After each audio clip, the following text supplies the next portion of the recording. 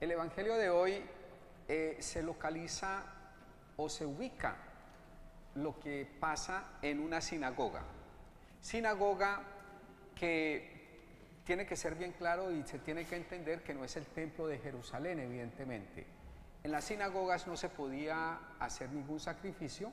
La sinagoga era algo así como un lugar donde iban los judíos y podían estudiar el Antiguo Testamento, podían recibir enseñanzas a partir de la Biblia judía, es decir, el Antiguo Testamento, pero no se realizaba, como decía yo, ningún sacrificio. Por tanto, quienes iban allí y enseñaban eran laicos, no eran de la tribu de Leví, de la tribu sacerdotal.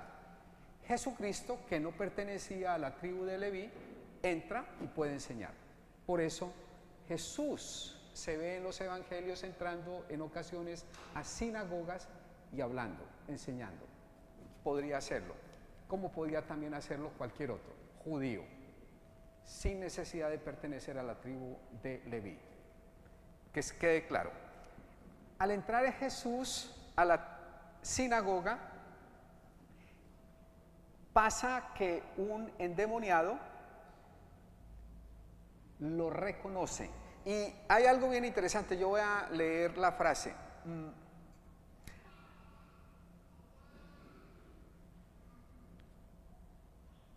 Había en la sinagoga un hombre poseído por un espíritu inmundo que se puso a gritar. Sin necesidad o sin querer yo entrar en una clase de gramática, dense cuenta, y en griego también está igual. El sujeto del verbo gritar, o quien hace la acción del verbo gritar, es el hombre poseído. Es claro, ¿no? O sea que no hay una distinción en el griego ni en el español de quién está gritando. Dice el griego, como lo dice el español, bien traducido, que es el hombre poseído quien grita. Es decir, no se sabe quién grita.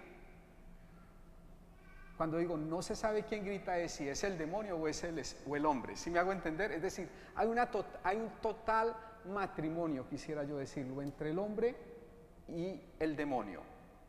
Tan matrimonio hay que no se sabe cuál de los dos está gritando, y entonces el texto griego, como el castizo o castellano, dice el hombre grita. Hay un giro en el griego que simplemente lo voy a mencionar, y no quiero entrar tampoco en gramática griega, tampoco soy un experto.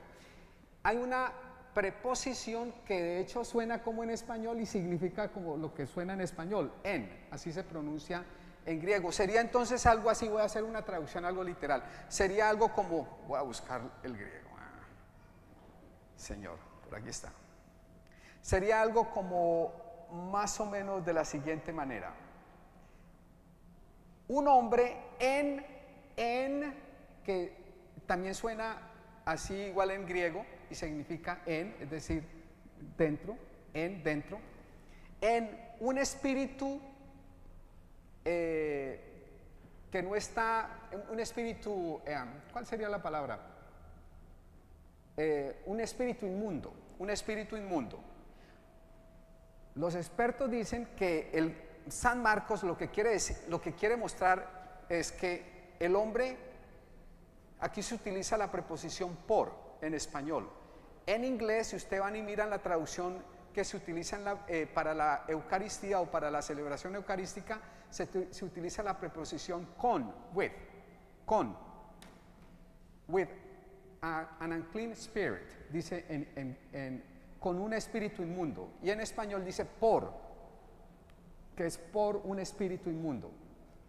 La preposición, repito, en griego es en, deseando San Marcos mostrar que el espíritu tiene totalmente poseído al hombre, es decir, está en él y lo tomó por completo. Y por eso no hay distinción cuando el hombre habla de quién es el que habla. Dice que es el hombre poseído. Si ustedes siguen más adelante, ya cuando el Espíritu Jesucristo empieza a sacarlo, le saca el chamuco al tipo, ya se empieza a hacer la distinción entre los dos. Jesús, bueno, sigue gritando, grita, ¿qué quieres tú con nosotros, Jesús de Nazaret? ¿Has venido a acabar con nosotros? Ya sé quién eres. Ese es el hombre poseído hablando. Ya sé quién eres, el santo de Dios. Jesús le ordenó, cállate y sal de él. Y aquí se empieza la distinción. El espíritu inmundo sacudiendo al hombre, ya son dos. ¿Sí me hago entender? Ya empieza el divorcio entre el chamuco y el hombre, a raíz de la actividad de Jesucristo. Y el espíritu inmundo sacudiendo al hombre con violencia y dando un alarido salió de él. ¿Es claro? Digan que sí, porque no puedo explicar más. Entonces sí, muchas gracias, continúo. Entonces, el actuar de Jesucristo hace que el espíritu y el hombre, que antes eran como uno, ya sean distinguidos totalmente. Ustedes van a decir, bueno, ¿y este por qué está hablando de todo eso? ¿Eso qué tiene que ver? Pues tiene que ver mucho, muchísimo en el evangelio del día de hoy. Y tiene que ver tanto que les voy a leer una cita de un libro que estuve leyendo, de una lectura teológica del Evangelio de San Marcos. Desafortunadamente está en inglés, pero yo sé que muchos de ustedes leen inglés, entonces lo podrían leer. Es un sacerdote jesuita, Brendan Byrne, A Costly Freedom. Voy a leer esto y luego vuelvo y sigo con mi homilía. Porque lo que hace Jesucristo en el Evangelio es liberar al hombre, le hace un exorcismo al hombre, le saca el diablo al hombre. Ustedes recuerdan que ya no recuerdo cuándo fue, si fue la semana pasada o la antepasada, ya me perdonan, los años se me vinieron encima y ya no recuerdo bien, que les decía yo que en San Marcos, bueno, fue en esta iglesia, porque yo normalmente estoy en esta iglesia, ya yo ni me acuerdo si fue a ustedes, pero bueno, yo dije aquí, yo estaba aquí, ahora ¿a quién? No me acuerdo. En San Marcos, y esto es muy importante, lo tienen que entender, muy importante. Sí, yo lo dije aquí. El Jesús de San Marcos, del evangelista San Marcos, es el Jesús que viene a instaurar el dominio de Dios, que Pedro me ayudó con la palabra dominio de Dios, ¿recuerdan? Que se puede decir también reino de Dios. Pero al instaurar el dominio de Dios o el reinado de Dios, que yo decía que no es un espacio, no es un lugar, sino el hecho de que Dios empiece a reinar en el corazón de los seres humanos. Pero esa instauración del dominio de Dios o del reinado de Dios no pasa de manera automática, de manera sencilla, sino que para San Marcos el mundo y por tanto el ser humano está bajo el dominio o bajo el reinado del malo, del diablo. Y entonces, al entrar Jesús e instaurar poco a poco su reinado, empieza una guerra, una confrontación con el malo, con el diablo, con el chamuco, como ustedes le quieran llamar. Y entonces, esa instauración del reinado de Jesús se hace de manera violenta. Hay violencia, es decir, hay guerra, hay confrontación con el malo. Jesucristo instaura su reino, pero al instaurarlo tiene que desinstaurar el del otro. Y entonces los dos reinos se enfrentan. Pero queda claro que el reinado de Dios es mucho más poderoso y va poco a poco quitando del mundo el reinado del malo. Yo les decía eso, ¿se recuerdan? Continúo. ¿Qué pasa hoy? ¿Qué está pasando hoy? Voy a leer entonces lo que dice este padre al respecto de los exorcismos y de la actividad liberadora de Jesús, porque me parece muy interesante para la homilía. He hecho yo esta traducción. Deberíamos de relacionar la actividad liberadora de Jesús en el Evangelio de San Marcos con todos los distintos cautiverios. ¿Qué es un cautiverio? ¿Quieren que le lea el significado de cautiverio? Lo voy a leer. Cautiverio, diccionario de la Real Academia de la Lengua Española. Privación de libertad en manos de un enemigo. El ser humano está en cautiverio, está privado de la libertad porque está en manos de un enemigo. En el Evangelio el enemigo tiene cachos y cola, es decir, el malo. Cautiverios, dice el Padre, personal, social, económico, bajo los cuales muchas personas se encuentran y los cuales parecen incapaces de controlar y por ello de escapar. Cautiverios que no podemos controlar, cautiverios por no poderlos controlar, no podemos escapar de ellos. Es decir, estamos bajo el yugo de un enemigo que es poderoso, poderosísimo, y nosotros no tenemos la fuerza para luchar contra él y por tanto no podemos controlar a ese enemigo. Él nos controla a nosotros y por tanto nosotros no podemos escapar de ese enemigo. Él nos tiene en cautiverio. Eso es lo que está diciendo el Padre. Bellísimo. Bueno, bellísimo como lo dice, no bellísimo el cautiverio, evidentemente. Las muchas formas de adicción que nos someten como personas, adicciones, cualquiera sea ella. Y como sociedad, no solo como la persona, sino como las sociedades también tienen adicciones. Fuerzas inmensas y transpersonales, es decir, fuerzas que no vienen de una persona, sino que son transpersonales, están fuera de una persona. Entonces, fuerzas inmensas y transpersonales que nos controlan y nos hacen sus esclavos, pueden ser vistas como manifestaciones del demonio. El Padre está diciendo entonces que una lectura moderna de San Marcos tiene que ver todos esos cautiverios, esas fuerzas que nos esclavizan. Vayan pensando qué fuerzas los esclavizan a cada uno de ustedes. Fuerzas que ustedes no pueden controlar, que yo no puedo controlar, y por no poder controlar, de las cuales no nos podemos escapar. Dice el Padre, esas fuerzas que son transpersonales, es decir, no vienen ni de esta persona, ni de aquella, ni de esta, sino transpersonales, que nos someten, dice el Padre, pueden ser vistas como manifestaciones del demonio. O sea que ustedes y yo, mis queridos hermanitos, no necesitamos un exorcismo para decir que de alguna manera estamos bajo el poder del demonio. Todo eso para decir eso. Entonces no me vayan a decir y no vayan a creer que yo los estoy mandando a ustedes a un exorcista. No, pero todos ustedes y yo de alguna manera estamos bajo ese influjo de esos poderes que nos esclavizan. Y él dice adicciones, cualquiera sea ella. De alguna manera es una esclavitud que tiene el ser humano, la sociedad. Pero ahora, para que quede claro, vuelvo a leer del Padre otra cita, para que no crean que yo soy una persona que viene a proclamarles catástrofes. No, para poner el balance a lo que acabo de decir. Dice el Padre también en el mismo libro, una espiritualidad sana reconocerá, dice él, espiritualidad sana. O sea que según él, si no es sana, no reconoce esto que va a pasar o que va a decir. Reconocerá la realidad de fuerzas espirituales opuestas a Dios y a la vida. Esos que dicen, diablo, eso no existe. El poder del diablo, ¿cuál diablo? Eso es pura invención. No es sana. Esa espiritualidad no es sana, diría el Padre.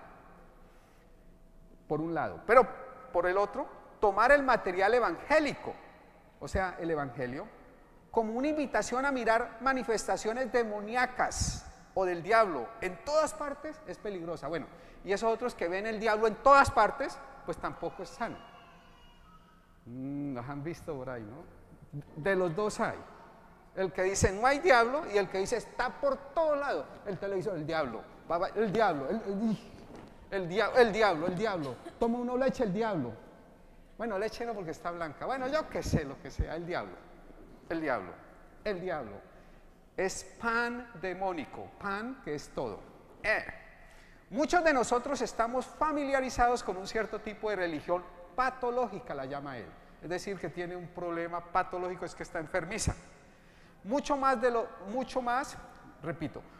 de nosotros estamos familiarizados con un cierto tipo de religión patológica, mucho más preocupada por el demonio, por lo extraño y oculto.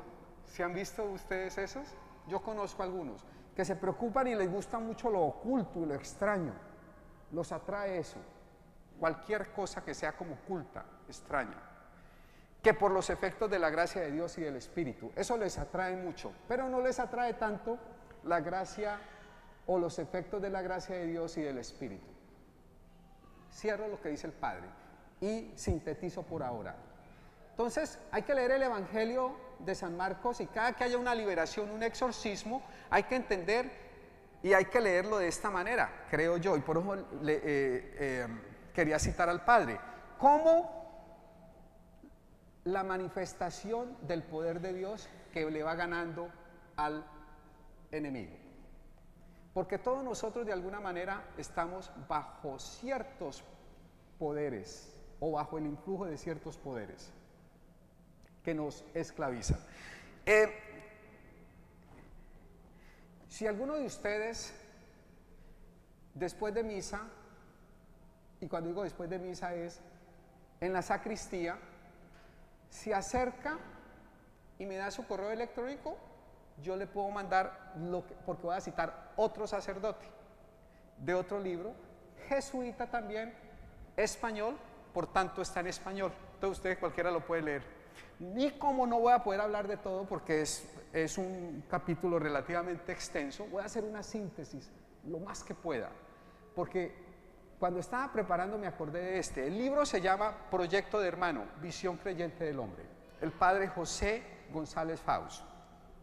Tiene una partecita donde él hace, entonces si quiere, yo se lo mando por correo electrónico, yo lo tengo en PDF, yo le saqué, yo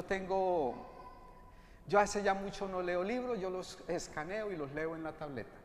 Entonces lo tengo aquí, no todo el libro evidentemente, el librito está ahí como de gordo. Yo les mando eso si quieren. El otro pues está en inglés, pero también les puedo dar la bibliografía si lo quieren leer, que está muy interesante. Entonces, el padre hace una reflexión de Romanos 7, 14, 24, San Pablo.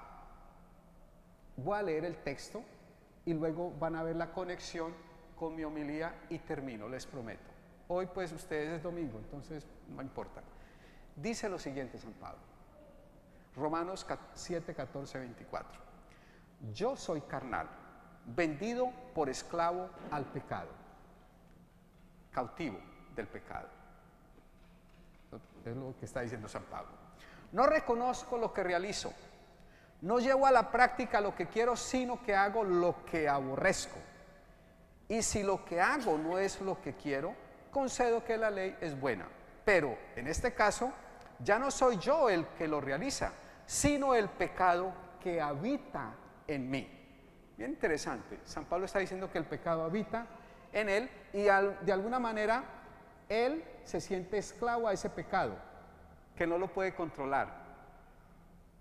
Está esclavo, está bajo el control del pecado. Sé que no habita el bien en mí, o sea, en mi carne. Tengo a la mano el querer, pero no el realizar lo bueno.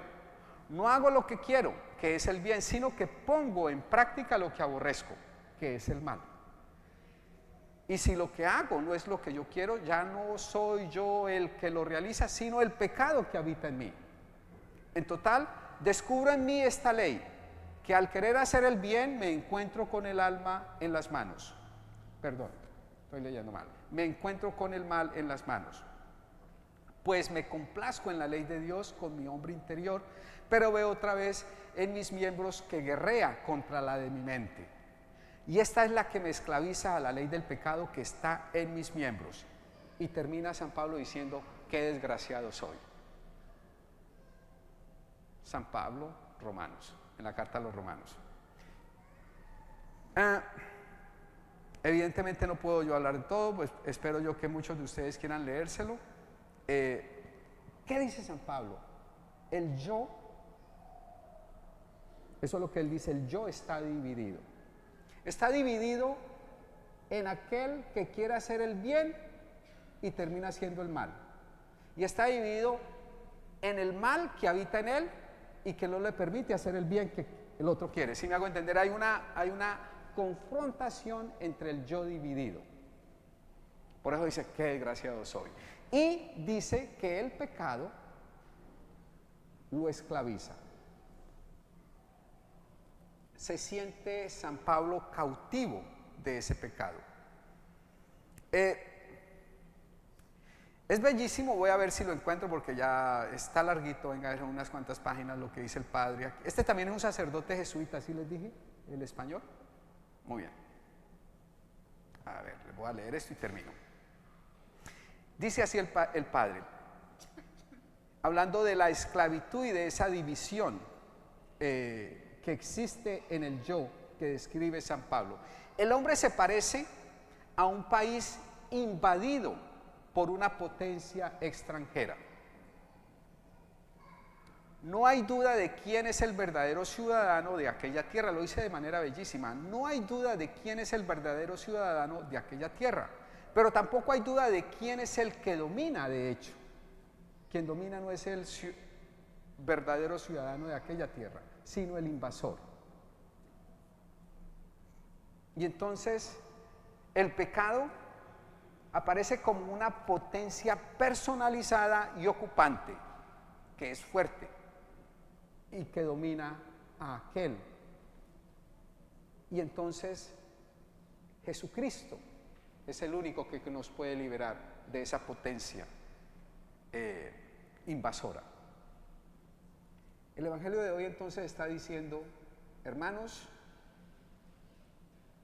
si sienten esa potencia invasora, no hay otra salida, ir a Jesucristo, que es el único que nos puede liberar.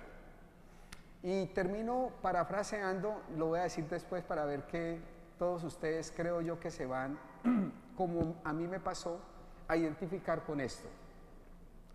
Primero, ustedes van a entender por qué digo primero y luego segundo y luego tercero. Primero, admitimos que éramos impotentes ante el pecado, que nuestras vidas se habían vuelto ingobernables.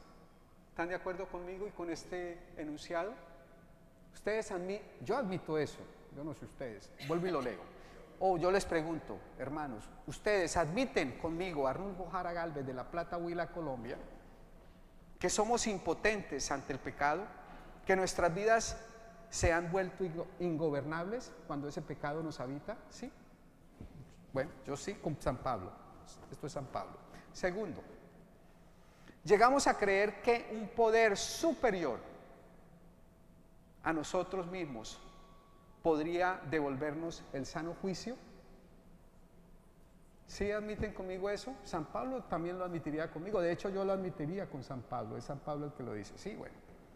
Y tercero, decidimos poner nuestras voluntades, el corazón, la voluntad, y nuestras vidas al cuidado de Dios, como nosotros lo concebimos, y yo diría como la Biblia lo concibe, como el Evangelio lo concibe. Yo pongo mis manos, pongo totalmente mi ser, mi voluntad ante Dios, para que me gobierne y pueda sacar al otro que me está gobernando. ¿Sí? Ustedes como yo pertenecemos y seguimos a los Alcohólicos Anónimos. Acabo de leer los 3 primeros pasos de los 12 pasos de los Alcohólicos Anónimos. Ahora lo voy a leer como lo dicen ellos. Yo le cambié unas palabritas nada más para ponerlo cristiano. Ellos dicen lo siguiente al primero: admitimos que éramos impotentes ante el alcohol, que nuestras vidas se habían vuelto ingobernables. Tal cual. El primer padre que sí te dije que era como una adicción. Este es al alcohol, pero da lo mismo. Llegamos a creer que un poder superior, que es el del alcohol, superior a nosotros mismos, podría devolver, un poder superior, está poder con P mayúscula, es Dios. Llegamos a creer que un poder superior a nosotros mismos podría devolvernos el sano juicio, ciertamente. Y decidimos poner nuestras voluntades y nuestras vidas al cuidado de ese poder, que es Dios, como nosotros lo concebimos. Y yo dije, como la Biblia, como el Evangelio lo concibe. Se da. Alcohólicos Anónimos, 3 pasos de los 12 que ellos dicen. Estamos bajo el poder del demonio, como cualquier adicto estaría bajo el poder de cualquier adicción. Y solo podemos ser liberados si acudimos al poder de Dios. Pongámonos de pie y profesemos nuestra fe.